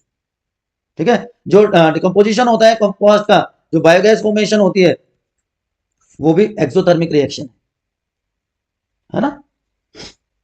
क्यों होती है ये रिएक्शंस? एक्सोथर्मिक रिएक्शंस क्यों होती है? देखिए, रिएक्टेंट के पास जो एनर्जी है उसको कहेंगे ईआर, प्रोडक्ट्स के पास जो एनर्जी है उसको क्या कहेंगे? ईपी। तो ईआर और ईपी में ये कंडीशन हो तो क्या होगा? हीट प्रोड्यूस होगी ना। तो हीट चेंज को हम डेल्टा एच से शो कर देते हैं, हीट चेंज को। तो प्रोडक्ट की एनर्जी में से रिएक्टेंट की एनर्जी को जब हटा देंगे तो क्या मिलेगी? Negative value. ठीक है, तो एडनोथर्म इन्हीं रिएक्शंस में और एग्जांपल लेते हैं। आपका सबसे बेस्ट एग्जांपल रेस्पिरेशन का। रेस्पिरेशन एक्सोथर्मिक प्रोसेस है। जो फूड हम लेते हैं उसका ब्रेक डाउन हो जाता है, ऑक्सीडेशन हो जाता है, तो कार्बन डाइऑक्साइड गैस प्रोड्यूस होती है और energy in the form of ATP. Aerobic respiration में 38 एटीपी मॉलिक्यूल्स आर प्रोड्यूस और एनारोबिक रेस्पिरेशन में सिर्फ 2 एटीपी मॉलिक्यूल प्रोड्यूस होते हैं। लाइव प्रोसेस में जाके देख लेना। ठीक, एंडो में उल्टा हो जाएगा, इनसाइड एब्जॉर्प्शन ऑफ हीट अगर होता है तो उसको एंडोथर्मिक रिएक्शन कह देते हैं। नाइट्रोजन प्लस ऑक्सीजन कंबाइन कर दो तो क्या बनेगा? Nitrogen oxide. Ion sulphate dissociate हो गया, ऑलरेडी हम डिस्कस कर चुके हैं। कैल्शियम कार्बोनेट ऑलरेडी हम डिस्कस कर चुके हैं रिएक्शंस को। तो मैंने पहले से ही आपको एक आइडिया दे दिया है। तो यहां पे ईपी और ईआर के केस में क्या होगा? जो प्रोडक्ट की एनर्जी है और रिएक्टेंट की एनर्जी के बीच में क्या रिलेशन होगा? डेल्टा एच या डेल्टा ई भी शो कर सकते हो आप। तो प्रोडक्ट की एनर्जी में से रिएक्टेंट की एनर्जी को घटा देंगे तो पॉजिटिव वैल्यू मिलेगी। ठीक है, तो ये अलग अलग टाइप के रिएक्शन है बच्चों। उसके अलावा कुछ और आप जब हायर क्लासेस में पढ़ोगे तो आपको मिल जाएगा spontaneous reaction, non spontaneous reaction. तो ऐसी रिएक्शन जो जिनमें इनहेरेंट प्रॉपर्टी होती है कि एक पर्टिकुलर डायरेक्शन में under given set of condition होती है, तो हम प्रिडिक्ट कर सकते हैं कि इस प्रोसेस में नेचुरल पोटेंशियल है कि नहीं है। तो ऐसी रिएक्शन को क्या कहेंगे? Spontaneous reaction. कि ऐसी रिएक्शन जो अकर्स बाय इट्स ओन, जैसे वो कंडीशंस मिलेंगी वो अपने आप हो जाएगी, ऐसी रिएक्शन को स्पॉन्टेनियस रिएक्शन कहेंगे। इसी तरह रिवर्सिबल और इरिवर्सिबल रिएक्शंस होती हैं। स्पॉन्टेनियस, नॉन स्पॉन्टेनियस, रिवर्सिबल और इरिवर्सिबल। रिवर्सिबल का मतलब क्या हो गया? इसको फॉरवर्ड भी ले जा सकते हैं, बैकवर्ड भी ले जा सकते हैं। जैसे CO2 प्लस H2O तो क्या बनता है? C6H12O6, और इसका ब्रेकडाउन होगा तो क्या प्रोड्यूस होता है? CO2 plus H2O। लेकिन अगर इरिवर्सिबल में बात करूं तो क्या होगा? सोडियम हाइड्रोक्साइड को हम HCl के साथ रिएक्ट करवा के सोडियम क्लोराइड बना देते हैं, ये उल्टा नहीं बन सकता, तो ये इरिवर्सिबल रिएक्शन होगी। अब एक और इंपॉर्टेंट चीज, एक इंपॉर्टेंट टॉपिक मुझे याद आ गया, वो मैं बताता हूं। Oxidation number. ऑक्सीडेशन नंबर का कंसेप्ट भी आपको थोड़ा सा पता होना चाहिए। What is oxidation number? क्या होता है ऑक्सीडेशन नंबर? कि वो रेजिडुअल चार्ज जो उस एटम पे है या उस पे हो सकता है अपीयर टू हैव, जब बाकी सारे when all other atoms removed as ions. उस मॉलिक्यूल से बाकी सारे एटम्स को रिमूव कर दिया गया आयनिक फॉर्म में, तो उस एटम पे क्या चार्ज बच गया वो क्या कहलाएगा, उसका ऑक्सीडेशन नंबर। तो इसको हम कैसे काउंट कर सकते हैं, बाय काउंटिंग शेयर्ड इलेक्ट्रॉन्स। किसके साथ sharing electrons, with electronegative atom. Electronegative atom के साथ कितने इलेक्ट्रॉन शेयर कर रहा है, उससे हम उसको काउंट कर सकते हैं। जैसे अब एग्जांपल ले, एल्यूमिनियम क्लोराइड, तो हमें पता है ऑक्सीडेशन नंबर किसका निकालना है, ऑक्सीडेशन नंबर सपोज हमें निकालना है एल्यूमिनियम का, तो कैसे निकालोगे, कैसे निकालोगे ऑक्सीडेशन नंबर ऑफ एल्यूमिनियम, बताओ। ऑक्सीजन का ऑक्सीडेशन नंबर आपको पता है 2 होता है, ठीक है। तो फॉर्मूला क्या है, अब यहां पे टोटल चार्ज Al2O3 में टोटल चार्ज 0, ठीक। सो एल्यूमिनियम का निकालना है, तो एल्यूमिनियम को हमने मान लिया x, तो x2 और O3, तो 2 into x plus 2 into 3, oxygen का कितना था 2 था ना, तो 2x इज इक्वल टू 6, तो x इज इक्वल टू +3, तो ये ऑक्सीडेशन नंबर हो गया एल्यूमिनियम का। एक और करके देख लो, आपको थोड़ा और कॉन्फिडेंस आएगा। हाइड्रोजन पेरोक्साइड का एग्जांपल ले लो, इसमें क्या आएगा, ऑक्सीजन का हमें पता है 2 है, हाइड्रोजन का सपोज x का मान लिया, तो क्या हो जाएगा, फॉर्मूला क्या है, 2 इंटू एक्स प्लस 2 इंटू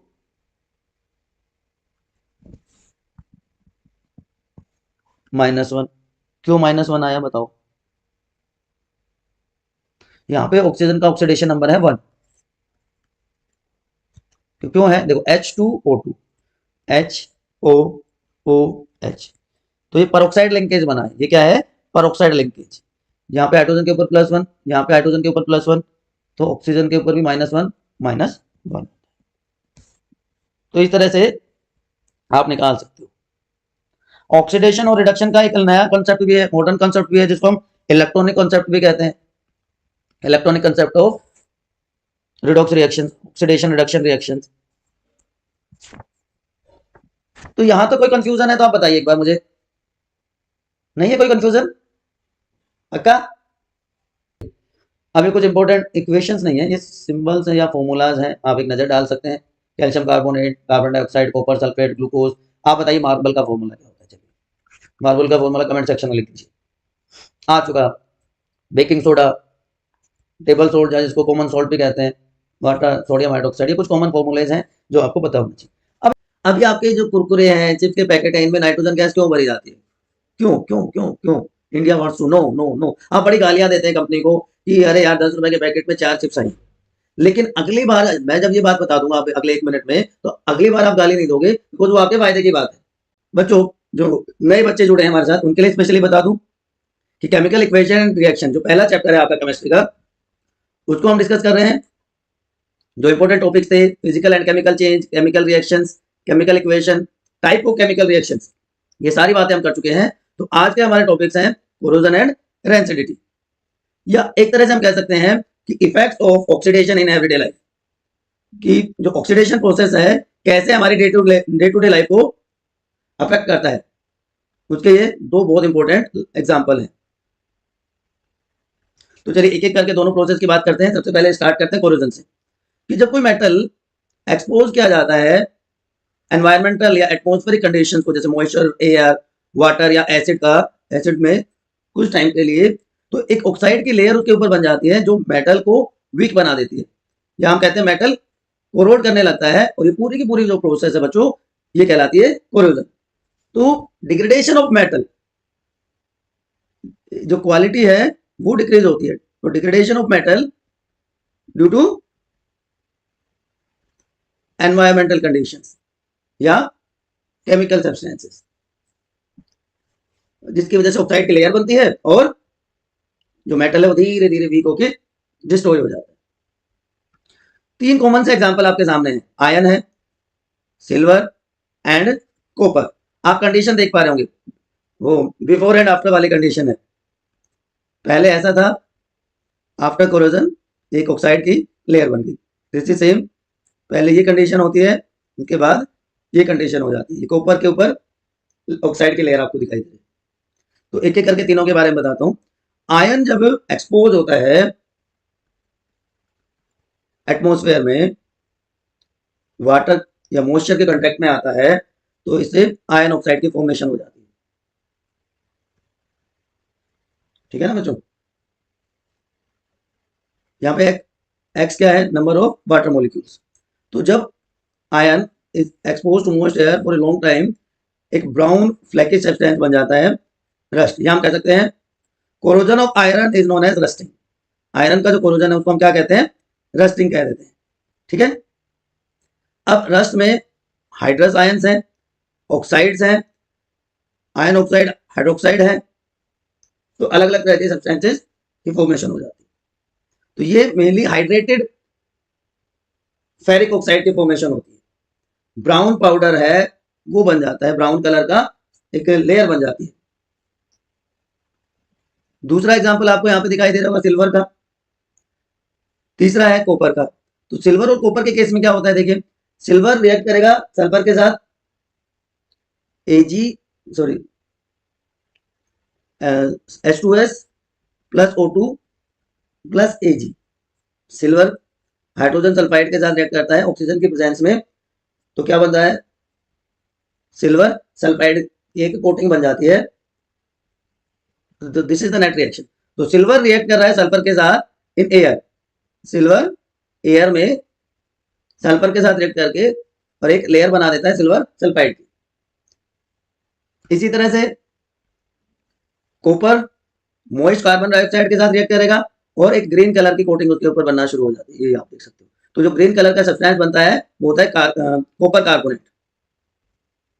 तो कॉपर प्लस CO2, ऑक्सीजन है, मॉइस्चर है, ये सारा का सारा मॉइस्ट एयर से आता है या एयर से आता है, और क्या बना, कॉपर कार्बोनेट बन जाता है। ठीक है। तो ये ग्रीन कलर की कोटिंग इसके ऊपर बन जाती है। तो हमने देखा कि चाहे आयरन है, सिल्वर है या कॉपर है, जब वो एटमॉस्फेरिक कंडीशन के कांटेक्ट में आते हैं तो उसकी वजह से उनके ऊपर एक लेयर की फॉर्मेशन हो जाती है। बेटा कोरोजन जो है ना एक्चुअली एक स्लो प्रोसेस है। इस स्लो प्रोसेस में कन्वर्जन होता है मेटल का या तो ऑक्साइड में या कार्बोनेट में या सल्फाइड में। मैंने तीनों एग्जांपल आपको अभी दिखाए। By action of atmospheric gases and moisture. Metal oxidise होता है कोरोजन के टाइप पे, और बाकी जो एटमॉस्फेरिक गैसेस होती हैं वो होती है रिड्यूस। ठीक है। अब कैसे प्रिवेंट कर सकते हैं हम कोरोजन को, क्योंकि इसकी वजह से जो हमारे लार्ज आयन आर्टिकल्स हैं, जैसे ब्रिजेज हैं, रेलवे ट्रैक्स हैं और बड़े मोन्यूमेंट्स हैं, तो वो उनको बहुत बड़ा नुकसान होता है। और हर साल रेलवे डिपार्टमेंट को ब्रिजेज को रोड ट्रांसपोर्ट के लिए एक बहुत बड़ी कीमत चुकानी पड़ती है और उससे बहुत मेजर एक्सीडेंट्स भी हो जाते हैं। तो कोरोजन का causes huge amount of loss every year. तो कई सारे मेथड्स हैं जिनके हेल्प से हम उनको रोक सकते हैं, जैसे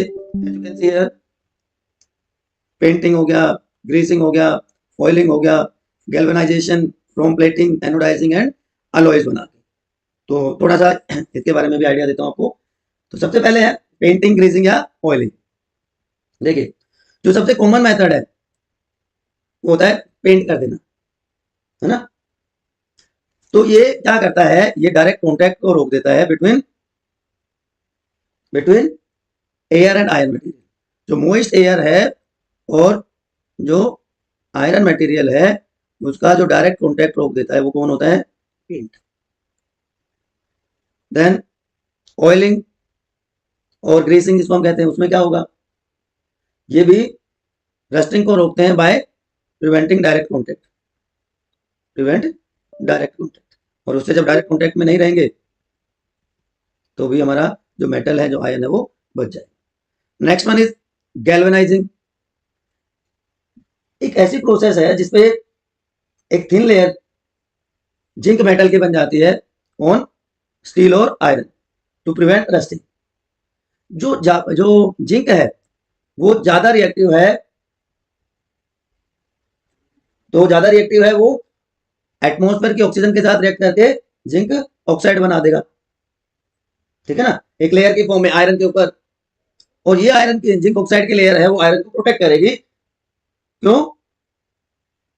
उसका ऑक्सीडेशन आयरन से पहले होगा क्योंकि ज्यादा रिएक्टिव है। तो hot dip galvanising commonly use की जाती है, जिसमें जो आयरन के पार्ट्स होते हैं, आर्टिकल्स होते हैं, उनको जो पिघला हुआ मोल्टन जिंक होता है, गर्म जिंक होता है, उसमें डाल दिया जाता है, तो उनके ऊपर एक लेयर बन जाती है जिंक ऑक्साइड की, और ऑक्सीडेशन भी इसका पहले होगा as compare to iron. Next method is chrome plating. ये बड़ा फैसिनेटिंग सा है, आजकल के बच्चे भी बड़ा क्रोम प्लेटिंग को प्रेफरेंस देते हैं। टिन प्लेटिंग भी की जाती है या क्रोम प्लेटिंग, इसमें आप टिन प्लेटिंग भी लिख सकते हैं क्रोम प्लेटिंग के साथ साथ, या क्रोम प्लेटिंग नॉर्मली हम वर्ड यूज करते हैं, प्लेटिंग सॉरी नॉट प्लेटिंग। बड़ा अट्रैक्टिव सी लगती है हमारी बाइक या हमारी गाड़ियां। देखिए टिन और क्रोमियम दोनों रेजिस्टेंट हैं इसके कोरोजन की, बोथ आर रेजिस्टेंट। तो क्या होता है कि जो थिन लेयर टिन की बनेगी या जो क्रोमियम मेटल की बनेगी, उसकी वजह से क्या होता है,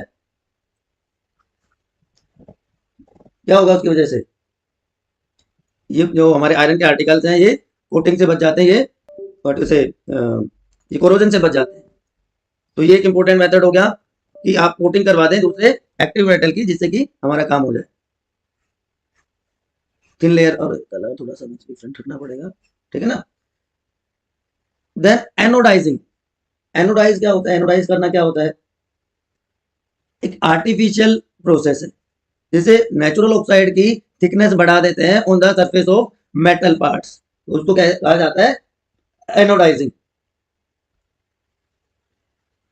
एंड अलोइंग, अलोई नहीं अलोइंग अगर हम कहें तो ज्यादा बेटर होगा। अलोई क्या होता है, मेटल का होमोजेनस मिक्सचर होता है, या एक मेटल एक या एक से ज्यादा मेटल के साथ एलिमेंट के साथ कंबाइन करके एक नया सब्सटेंस बनाता है, जैसे रेड गोल्ड बहुत कॉमनली मार्केट में देखने को मिलता है, व्हाइट गोल्ड। तो गोल्ड और कॉपर को जब मिलाया जाता है तो उससे जो नया सब्सटेंस बनता है उसको क्या कहा जाता है, रेड गोल्ड। और गोल्ड और सिल्वर को मिला देंगे तो व्हाइट गोल्ड की फॉर्मेशन होती है। इसी तरह और बहुत सारे अलॉयज यूज किए जाते हैं। अब आयरन को अगर हम मिक्स कर दें क्रोमियम और निकल के साथ, आयरन क्रोमियम और निकल, ये तीनों चीजें अगर हमारे पास हैं तो क्या बनेगा, तब बनता है, आगे आएगा स्टेनलेस स्टील। इसके अलावा सिल्वर प्लस कॉपर से स्टर्लिंग सिल्वर मिलता है। ये इस तरह की जो ज्वेलरी होती है जो वो ज्यादा एक्सपेंसिव नहीं होती, तो हर कोई इसको अफोर्ड कर सकता है। आयरन और कार्बन को मिला दिया तो क्या बन गया, स्टील बन गया। देखिए स्टील और स्टेनलेस स्टील में फर्क है, यहाँ पे आयरन कॉपर और निकल है, यहाँ पे आयरन और कार्बन का कॉम्बिनेशन है, ठीक है ना।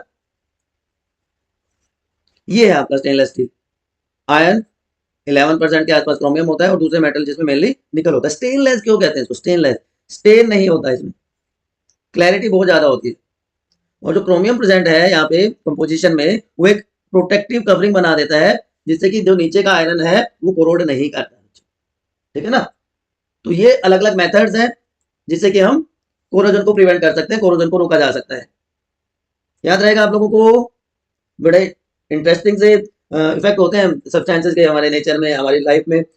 एक चीज जो हमें फायदा देती है वही चीज हमें कई बार नुकसान भी करना शुरू कर देती है। अब दूसरा रिलेटेड टॉपिक जो है दैट इज रैंसिडिटी। ये कुछ आपको बेल आइकन सा दिखाई दे रहा होगा, तो आप इसको भी दबा सकते हो। उससे क्या फायदा होगा, उससे फायदा ये होगा कि आपका जो स्टडी डेस्टिनेशन है बायोनिधि, आप उसके पार्ट बन जाएंगे, और जैसे बेल आइकन आप दबा देंगे ना, तो जो भी नेक्स्ट नोटिफिकेशन है, जो भी नेक्स्ट वीडियो आएगी, आपको तुरंत पता चल जाएगा, आप फटाफट उसको देख पाएंगे, स्टडी कर पाएंगे। इसके साथ साथ आप लाइक भी कर सकते हैं, शेयर भी कर सकते हैं, और बता भी सकते हैं कि सर मेरा ये डाउट है, या मुझे ये चीज़ अच्छी लगी, आपका पढ़ाने का तरीका अच्छा लगा, टॉपिक कवर करने का तरीका अच्छा लगा, जो भी आपको ठीक लगे आपको कर सकते हैं। ये आजकल की यंग जनरेशन का you can say favourite food एक तरह से हो गया है चिप्स, पोटैटो चिप्स या डिफरेंट टाइप ऑफ चिप्स आप कह सकते हैं, है ना। लेकिन आपने देखा होगा इस तरह के सब्सटेंसेस जब लंबे टाइम तक रखते हैं तो वो खराब हो जाते हैं, दे गेट स्पॉइल्ड। क्यों स्पॉइल्ड हुए? दूसरा, उनकी स्मेल चेंज हो जाती है, उनका टेस्ट चेंज हो जाता है। ये क्यों हुआ? बिकॉज ये सब्सटेंसेस जब ओपनली एक्सपोज किए जाते हैं, बाहर रखे जाते हैं, तो इनका होता है ऑक्सीडेशन, और ऑक्सीडेशन की वजह से इनमें जो फैट ऑयली सब्सटेंसेस होते हैं वो इनका टेस्ट, इनका फ्लेवर, इनकी स्मेल सब चेंज कर देते हैं, या उनके सब का ऑक्सीडेशन हो जाता है। तो क्या हुआ रैंसिडिटी?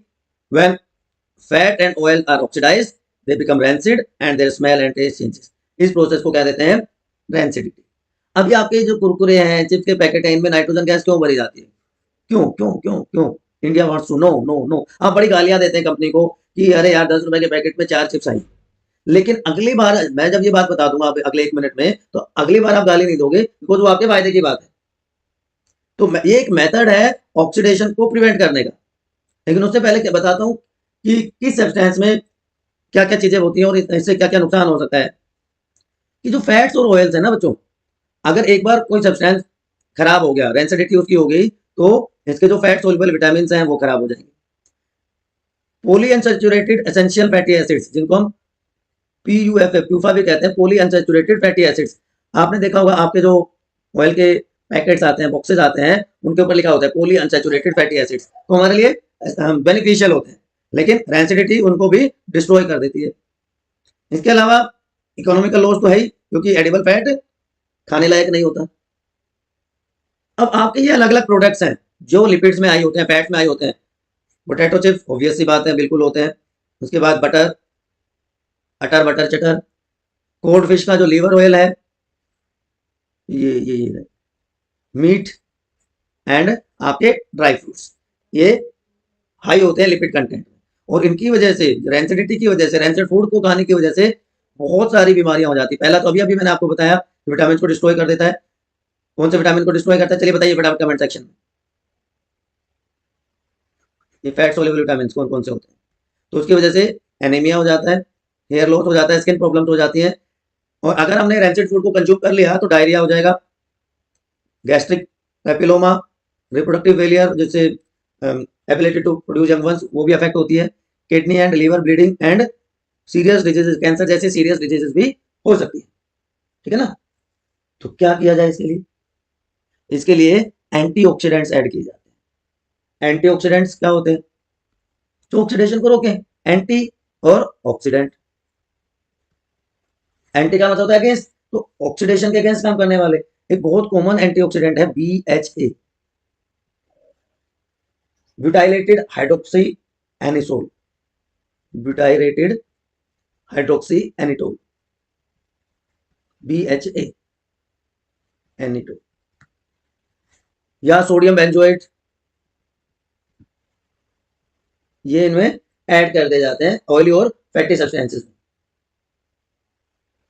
उसके अलावा क्या कर सकते हैं? तो एक तो पहला मेथड तो क्या हो गया रैंसिडिटी को रोकने का, देखिए कितने फ्रेश फ्रूट्स हैं, लेकिन ऑक्सीडेटिव स्ट्रेस की वजह से ये बेचारे का क्या हाल हो गया, ये कहाँ आ गए हम। तो एंटीऑक्सीडेंट ऐड कर दीजिए, जैसे मैंने बताया सोडियम बेंजोएट जैसे, या BHA जैसे, या एयर टाइट कंटेनर्स में रख देते हैं, या लो टेम्परेचर पे फ्रिज में रख देंगे, या जो एयर पैकेट्स हैं, चिप्स के पैकेट्स हैं, उनमें क्या करेंगे, उनमें they gets filled with nitrogen.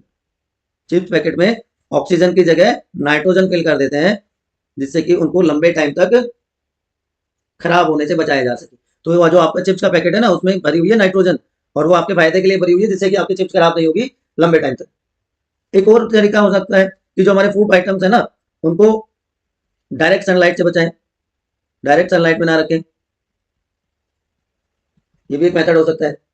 तो या तो एंटीऑक्सीडेंट ऐड कर दें, या एयर टाइट कंटेनर्स में रख दें, फ्रिज में रख दें, डायरेक्ट सनलाइट में ना रखें, और नाइट्रोजन फिल कर दी जाए पैकेट्स में, तो हम फूड के स्पॉइलेज को रोक सकते हैं, रैंसिडिटी को प्रिवेंट कर सकते हैं। ठीक है ना बच्चों। ओवरऑल समरी अगर मैं दोनों प्रोसेस की आपको बताऊं तो देखिए ये ओवरऑल समरी है कि, और कोरोजन क्या हुआ, मेटल अटैक हो गया एटमॉस्फेरिक कंडीशन मॉइस्चर या एसिड्स की तरह, तो ब्लैक कोटिंग सिल्वर की बन जाती है, सिल्वर पे बन जाती है, ग्रीन कोटिंग कॉपर पे बन जाती है। एनसीईआरटी के वर्ड टू वर्ड आपको बता रहा हूँ। तो आयरन के ऊपर जो रेडिश ब्राउन की कोटिंग बनती है उसको कहते हैं रस्टिंग ऑफ आयरन।